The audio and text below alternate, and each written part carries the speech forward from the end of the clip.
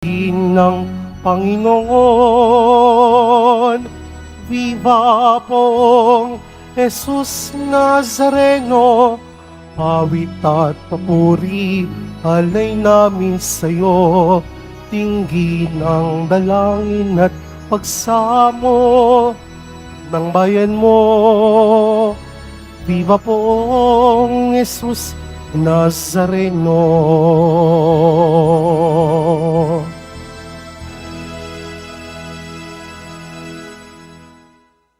Sa ngalan ng Ama at ng Anak at ng Espiritu Santo, Amen. sumainyo ang Panginoon. At sumaiyo rin.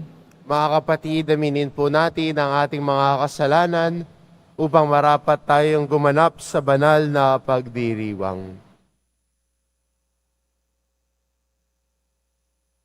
Inaamin ko Sa makapangyarihang Diyos at sa inyo mga kapatid, na lubha akong nagkasala sa isip, sa salita, sa gawa, at sa aking pagkukulang. Kaya isinasamo ko sa mahal na Birheng Maria, sa lahat ng mga anghel at mga banal, at sa inyo mga kapatid, na ako'y panalangin sa Panginoong ating Diyos. kaawaan tayo ng makapangyarihan Diyos, patawarin tayo sa ating mga kasalanan, at patnubayan tayo sa buhay na walang hanggan. Amen. Panginoon, kaawaan mo kami. Panginoon, kaawaan mo kami. Kristo, kaawaan mo kami. Kristo, kaawaan mo kami. Panginoon, kaawaan mo kami. Panginoon, kaawaan mo kami. Manalangin tayo. Ama namin makapangyarihan, niloob mong akuin ng iyong anak ang krus at kamatayan upang ang sangkatauhay matubos at mabuhay. Ang pag-ako namin sa krus at kamatayan dito sa lupa ayon sa diwa ng pagsunod sa iyong loob na ginanap ng iyong anak ay mapaging tapat nawang aming kamtin ang lubos na katubusan at pagkabuhay sa iyong piling sa pamamagitan ni Hesukristo kasama ng Espiritu Santo, magpasawalang hanggan. Amen. Magsiupo muna ang lahat. Pagbasa mula sa aklat ni Propeta Isaías. Noong mga araw na iyon, nagkasakit ng malubha si Ezekias, kaya siya'y dinalaw ni Isaías na anak ni Amos. Sinabi niya sa hari, ang utos na ito ng Panginoon. Ipatawag mo ang iyong sambahayan at gawin mo na ang iyong mga huling habilin sapagkat hindi ka na gagaling. Pagkarinig nito, humarap siya sa dingding at nanalangin. O Panginoon, alam mo kung paano ako mamuhay sa iyong harapan. Naglingkod ako sa iyo ng tapat at ang ginawa ko'y pawang nakalulugod sa iyong paningin. Pagkatapos, nanangis siya ng malakas. Nagsalita uli ang Panginoon kay Isaías. Wika sa kanya, sabihin mo kay Ezekias ang sinasabi ng Panginoon, ang Diyos ng iyong ninunong si David. Nakita ko ang iyong pagluha at narinig ko ang iyong dalangin, kaya 15 taong ka pang mabubuhay. Hindi lamang iyon, ikaw at ang lungsod na ito hindi maaano, pagkat ipagtatanggol ko kayo laban sa hari ng Assyria.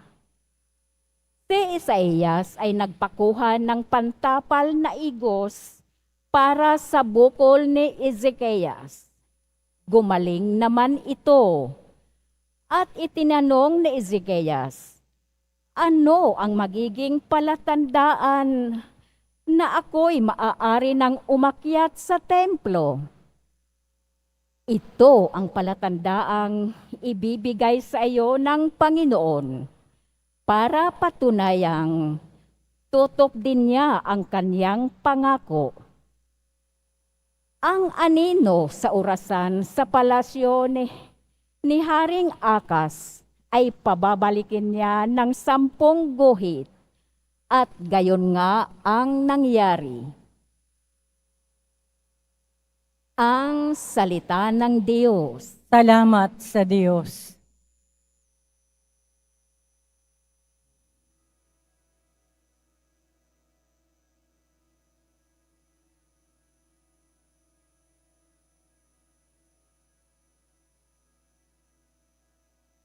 Buhay ko'y iyong iniligtas, pag-iral ko'y walang wakas. Buhay ko'y iyong iniligtas, pag-iral ko'y walang wakas.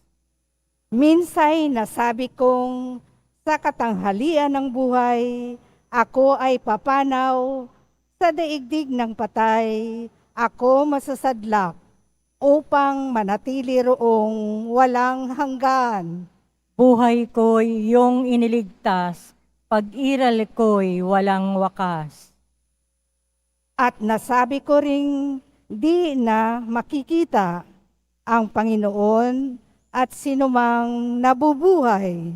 Buhay ko'y iyong iniligtas, pag-iral ko'y walang wakas. Katulad ng tuldang tirahan ng pastol, inalis sa akin ang aking tahanan. Ang abang buhay ko'y pinuputol mo na tulad ng tela sa isang habihan. Buhay ko'y iyong iniligtas, pag-iral ko'y walang wakas. O poon, ang mga nilikha ay nabubuhay dahilan sa iyo. Ako'y pagalingin at ang aking lakas sana'y ibalik mo. Buhay ko'y iyong iniligtas, pag-iral ko'y walang wakas. Magsitayo na po ang lahat.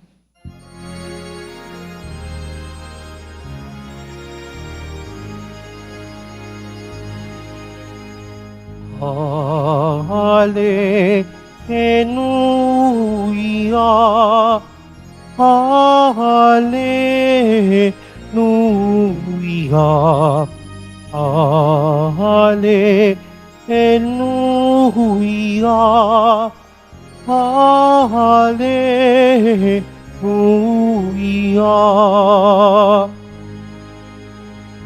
Ang tinig ko'y pakikinggan ng kabilang sa aking kawan. Ako'y kaninang susundan. Hallelujah, Hallelujah, Hallelujah, Hallelujah.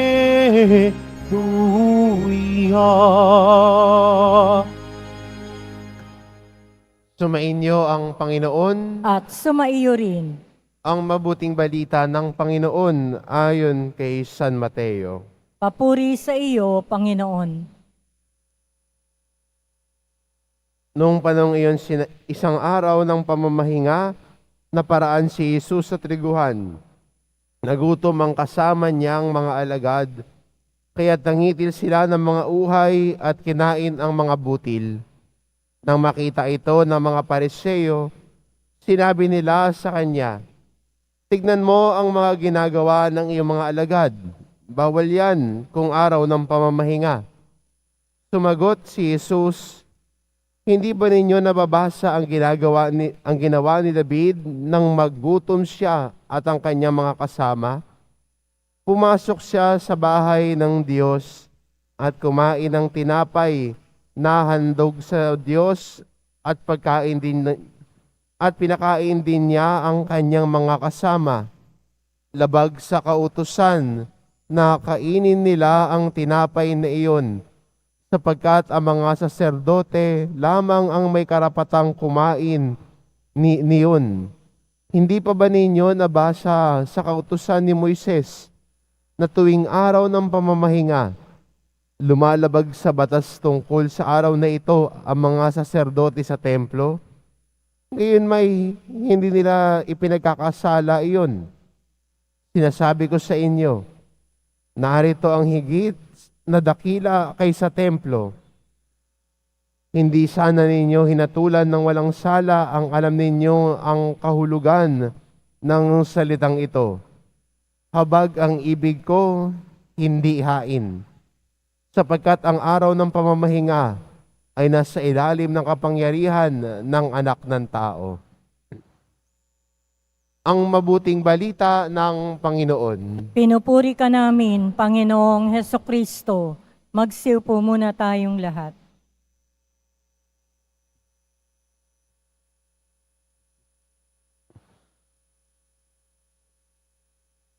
Paano tayo lumalago sa ating debosyon sa mahal na pong Hesus Nazareno? Isa yun ang magandang tanong sa atin bilang Kristiyano ho ngayon at deboto. Paano tayo lalago? Sapat na ba yung pagsisimba natin? Sapat na ba yung pagsama natin sa prosesyon? Sapat na ba ang ating paghawak sa kanyang imahen? Maganda rin po sana, kasama ng paglago natin bilang mga deboto niya, ay lumalago din na ang ating puso at isipan. Hindi lamang sa paggawa, hindi lamang sa panlabas na gawain ang ating debosyon. Pero sana sa ating pamumuhay at araw-araw na pamumuhay, sa ating pakikitungo sa kapwa natin, nakikita na tayo din ay deboto.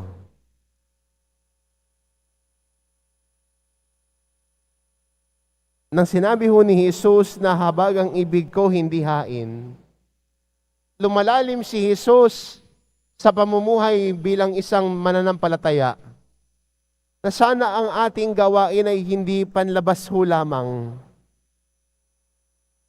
kundi sana ang ating pagsunod sa Diyos ay nasa kalooban din. Hindi panlabas na gawain. Kasi minsan kung nakatuon lang tayo sa panlabas na gawain, pero hindi nauhubog ang puso natin, ang tawag po dyan ay palabas ho lamang. Sana yung pagsimba natin magdulot ng paghuhubog sa buhay natin. Sa ating pakikinig sa salita ng Diyos, ang pinakikinggan natin ay sinusubukan nating isabuhay. Sinusubukan natin na yung narinig nating salita ng Diyos ay humubog sa ating puso na tayo ay magkaroon ng pagbabago ng buhay. Ang ating pagtanggap sa komunyon, sana maging katulad tayo ni Jesus.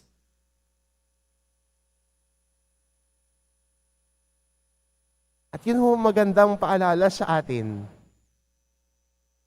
Magandang hamon din sa atin, sa ating pagsunod kay Jesus Nazareno. Ang ating debosyon sana hindi po panlabas ho lamang na nakikita ng iba.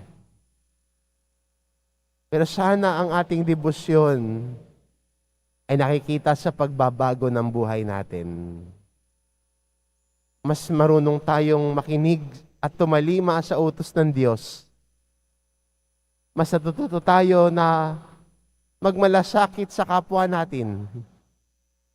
Mas natututo tayo na maging mahinahon sa kapwa natin. Nawawala yung pagiging rude. Ano bang Tagalog ho ng rude? Magaspang. Magaspang ang pag-uugali. Sana bilang deboto, nawawala na yon. At mas natututo tayo na tumalinga at maging matulungin sa kapwa. We learn to be kind and not to be rude. Ang ating debosyon sa Jesus Nazareno ay nagtuturo sa atin ng kabutihan sa kapwa natin. At doon nakikita ang paghuhubog na ginagawa ng debosyon sa buhay natin. Ang debosyon natin hindi lang po sa panlabas na gawain, Pero ang debosyon ho natin, nangyayari din po sa paghuhubog ng buhay natin. Na tayong mga deboto ay nagsusumikap na sumunod kay Jesus. Nagsusumikap na maging mabuti. As pinipili na maging mabuti. Pinipili ang kabutihan at tinatalikuran anuman ang masama at pangit na gawain. Kaya po ang ating debosyon ho sana ay mas lalong lumago, mas lalong magbigay kulay sa buhay natin. Hindi lamang sa panlabas nating gawain, kundi pinakamahalaga sa pagbabago ng buhay natin.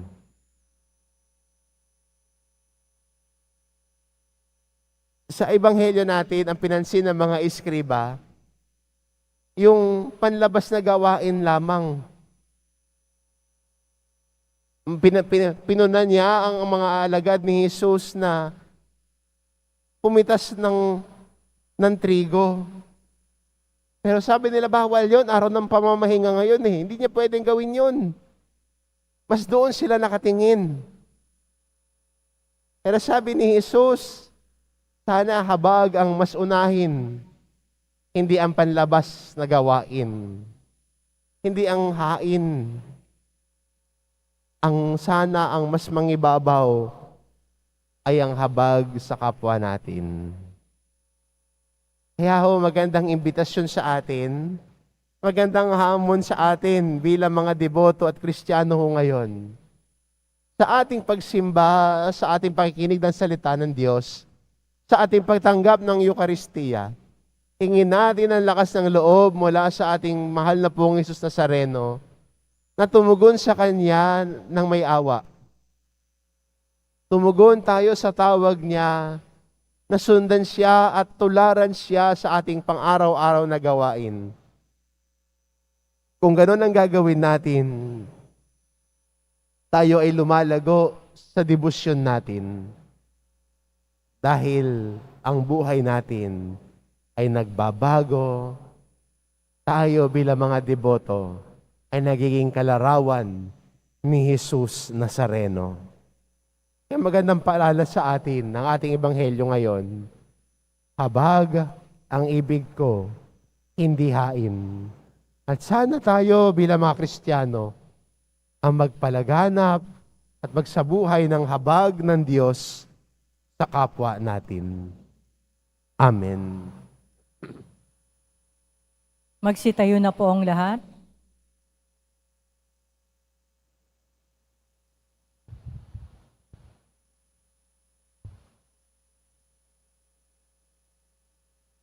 Minamahal ko mga kapatid, idulog natin sa mahal na pong Jesus Nazareno ang ating mga kahilingan. Taglayang matibay na pananampalataya sa Kanyang pagka-Diyos, ang tapat na pag-asa sa Kanyang kapangyarihan, at ang maningas na pag-ibig sa Kanyang puso. Ang ating itugon, mahal na poong Jesus Nazareno, kaawaan mo kami. Mahal na poong Jesus Nazareno, kaawaan mo kami. Upang ang Eucharistia na ating tinatanggap sa komunyon at inihahandog sa misa bilang alaala ng mga hirap ng mananakop ay magdulot sa atin ng wagas na pagmamahal sa Diyos at sa kapwa. Manalangin tayo. Mahal na poong Jesus Nazareno, kaawaan mo kami. Upang ang panalangin ni Jesus Nazareno sa halamanan ng Getsemani, na dito'y pinawisan siya ng dugo, ay maghasik sa atin ng pagkahilig sa panalangin, na siyang mabisang lunas sa lahat ng karamdaman ng tao. Manalangin tayo. Mahal na poong Jesus Nazareno, kaawaan mo kami.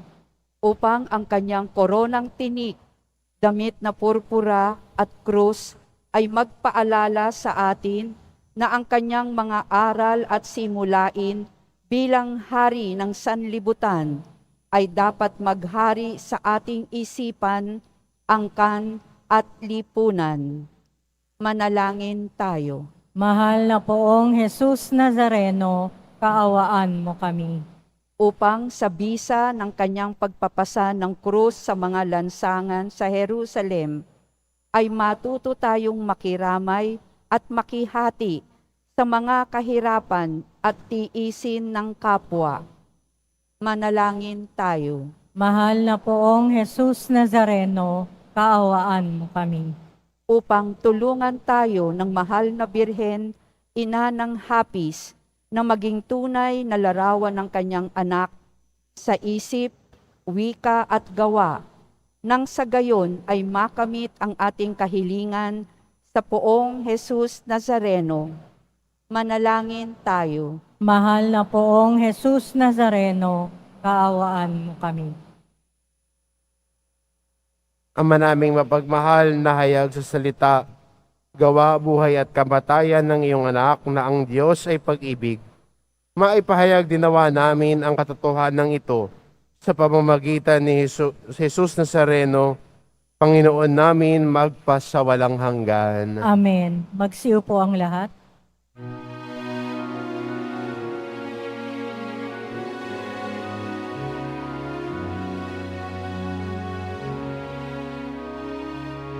Jesus Nazareno, alak at tinapay sa tanan ay nagbibigay buhay, biyayang kaloob mo di aming inaalay, aming hiling pagpapalat, buhay na dalisay.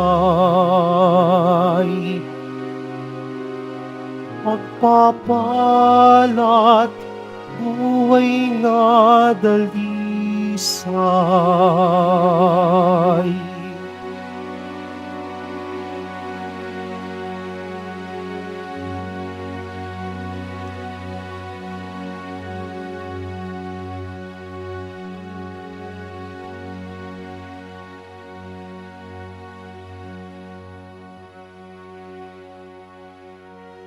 Magsitayo na po ang lahat.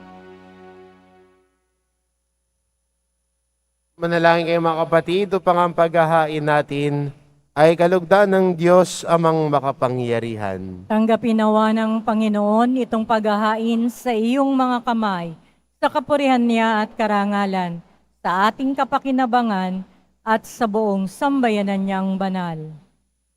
Ama naming lumikha sa ikapagpapatawad ng mga kasalanan, maganap nawa ang paghahaing ito na sa dambana ng krus ay siyang pumawi sa kasalanan ng buong mundo sa pamamagitan ni Jesucristo kasama ng Espiritu Santo magpasawalang hanggan. Amen. Sumainyo ang Panginoon. At sumaiyo rin. Itaas sa Diyos ang inyong puso at diwa. Itinaas na namin sa Panginoon. Pasalamatan natin ang Panginoong ating Diyos. Marapat na siya ay pasalamatan. Ama naming makapangyarihan, tunay ngang marapat na ikaw ay aming pasalamatan. Iyong ipinasyang sa kahoy na krus ang sangkatauhay tubusin ni Jesus. Sa punong kahoy nagkapuwang ang kamatayan. Sa kahoy na krus itinanghal ang pagkabuhay. Sa punong kahoy na naigang sumuway sa iyo, sa kahoy na krus siya'y nadaig ng masunuring anak mo. Kaya kaisa ng mga anghel na nagsisiawit ng papuri sa iyo, nang walang humpay sa kalangitan, kami nagbubunyi sa iyong kadakilaan.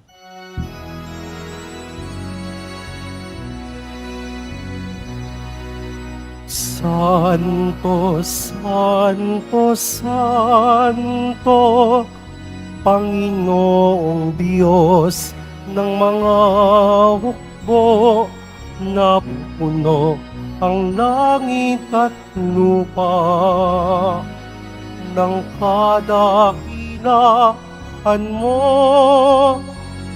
Hosana sa kaitaasan,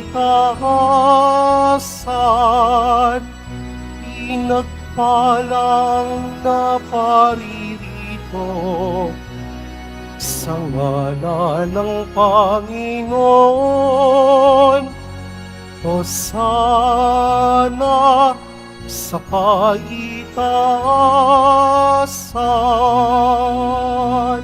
Magsiluhod po ang lahat.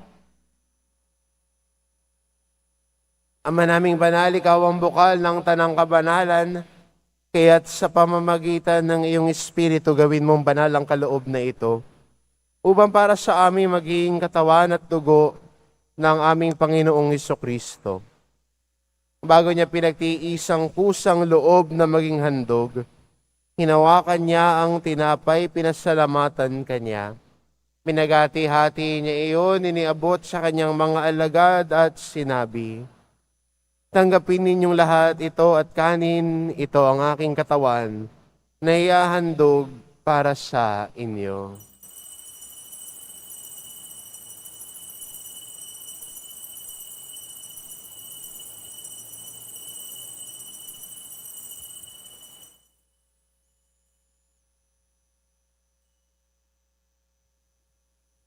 Gayon din naman na matapos ang hapunan, hinawakan niya ang kalis. Muli kanyang pinasalamatan. Iniabot niya ang kalis sa kanyang mga alagad at sinabi, "Tanggapin ninyong lahat ito at inumin, ito ang kalis ng aking dugo, ng bago at walang hanggang tipan. Ang aking dugo na ibubuhos para sa inyo at para sa lahat, sa ikapagpapatawad ng mga kasalanan. Gawin ninyo ito sa pag-alala sa akin."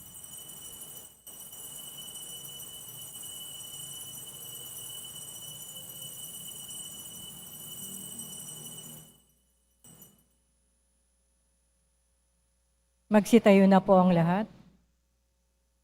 Ipagbunyi natin ang misteryo ng pananampalataya.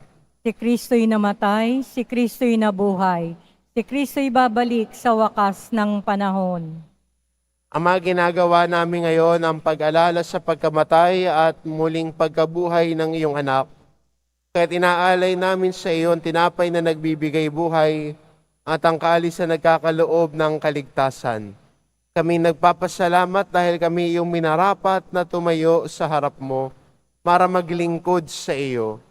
Isinasamo namin kaming magsasalo-salo sa katawan at dugo ni Kristo ay mabuklod sa pagkakaisa sa pamamagitan ng Espiritu Santo. Ama, lingapin mo ang iyong simbahang laganap sa buong daigdig. Puspusin mo kami sa pag-ibig, kaisa ni Francisco na aming Papa at ni Jose na aming Obispo at ng Tanang Kaparian. Alalahanin mo rin ang mga kapatid naming nahimlay na may pag-asang sila'y muling mabubuhay, gayon din ang lahat ng mga pumanaw. Kaawaan mo sila at patuloyin sa iyong kaliwanagan. Kaawaan mo at pagindapatin kaming lahat na makasalo sa iyong buhay na walang wakas. Kaisa na mahal na Birheng Maria na ina ng Diyos, ng kabiyak ng puso niyang si San Jose, kaisa ng mga apostol at ng lahat ng mga banal na namuhay dito sa daigdig ng kalugod-lugod sa iyo, may pagdiwang nawa namin ang pagpupuri sa ikararangal mo sa pamamagitan ng iyong anak na aming Panginoong Hesukristo. Sa pamamagitan ni Kristo, kasama niya at sa Kanya, ang lahat ng parangal at papuri ay sa iyo, Diyos amang makapangyarihan, kasama ng Espiritu Santo, magpasawalang hanggan. Amen. Amen. Amen. Amen.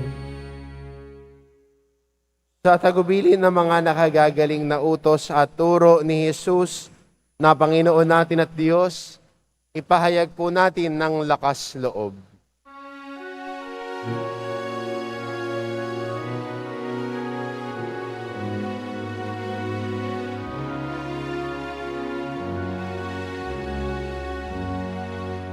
Ama namin, sumasalangit ka, sambahin ang ngalan mo, mapasamin ang kaharian mo, sundin ang loob mo. Dito sa lupa para ng sa langit.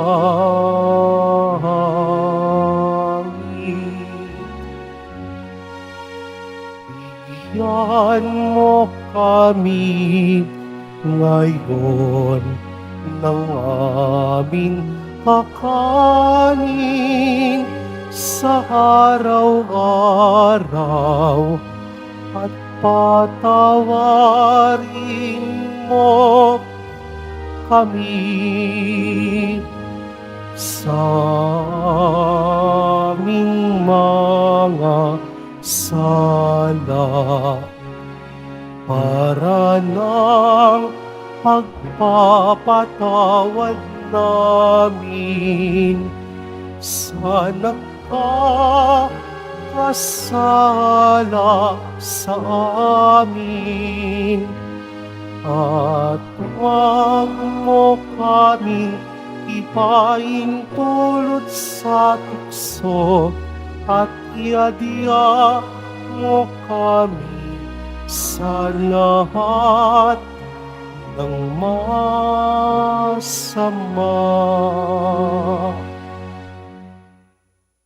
Hinihiling naming amedia sa lahat ng masama, pagkalooban ng kapayapaan araw-araw iligtas sa kasalanan at ilayo sa lahat ng kapahamakan. Samantalang aming pinananabikan ang dakilang araw ng pagpapahayag ng tagapagligtas naming si Hesu Kristo. Sapagkat iyo ang kaharian at ang kapangyarihan at ang kapurihan magpakailanman. Amen. Panginoong Kristo, sinabi mo sa iyong mga apostol, kapayapaan ang iniiwan ko sa inyo, ang aking kapayapaan, ang ibinibigay ko sa inyo. Tungayan mo ang aming pananampalataya at huwag ang aming pagkakasala. Pagkalooban mo kami ng kapayapaan at pagkakaisa, ayon sa iyong kalooban, kasama ng Espiritu Santo, magpasawalang hanggan. Amen. Ang kapayapaan ng Panginoon ay laging sumainyo. At sumaiyo rin. Magbigayan kayo ng kapayapaan sa isa't isa. Kordero ng Diyos na nag-aalis ng mga kasalanan ng sanlibutan, maawa ka sa amin. Kordero ng Diyos na nag-aalis ng mga kasalanan ng sanlibutan, maawa ka sa amin. Kordero ng Diyos na nag-aalis ng mga kasalanan ng sanlibutan, ipagkaloob mo sa amin ng kapayapaan. Magsilhod po ang lahat.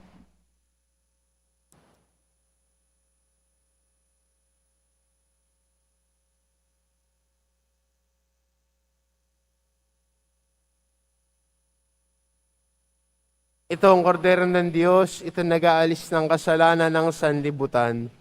Mapalad ang mga inaanyayahan sa kanyang piging. Panginoon, hindi ako karapat-dapat na magpatuloy sa iyo, ngunit sa isang salita mo lamang ay gagaling na ako.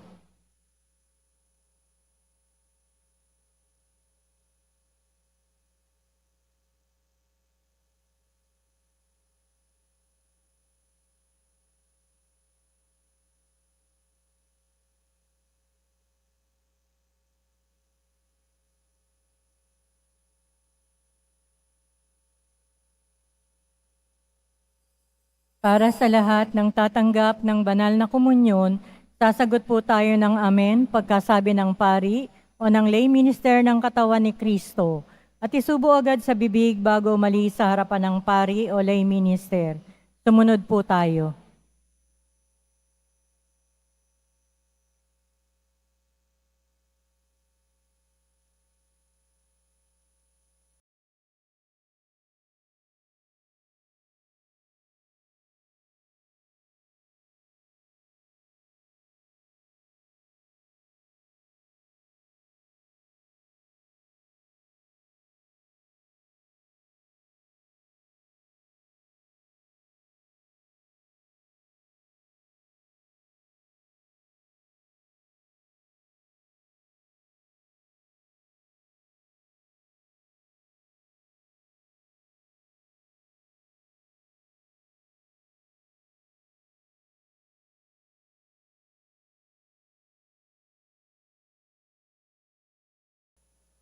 Manalangin tayo. Panginoong Kristo, kaming nagsalo-salo sa banal na pakikinabang,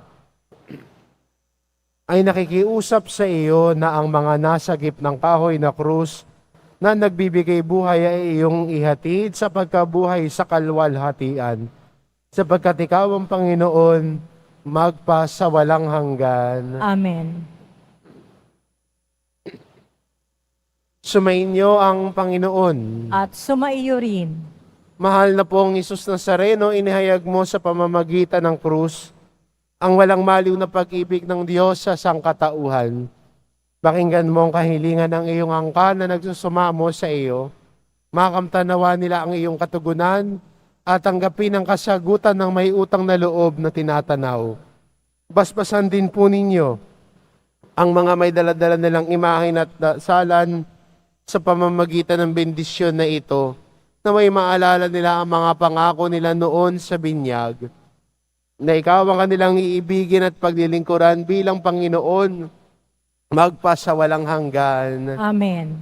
At pagpalain kayo ng ating mapagmahal na Diyos, ang Ama, at ang Anak, at ang Espiritu Santo. Amen. Humayo kayo, taglay ang kapayapaan ng poong Jesus Nazareno. Salamat sa Diyos.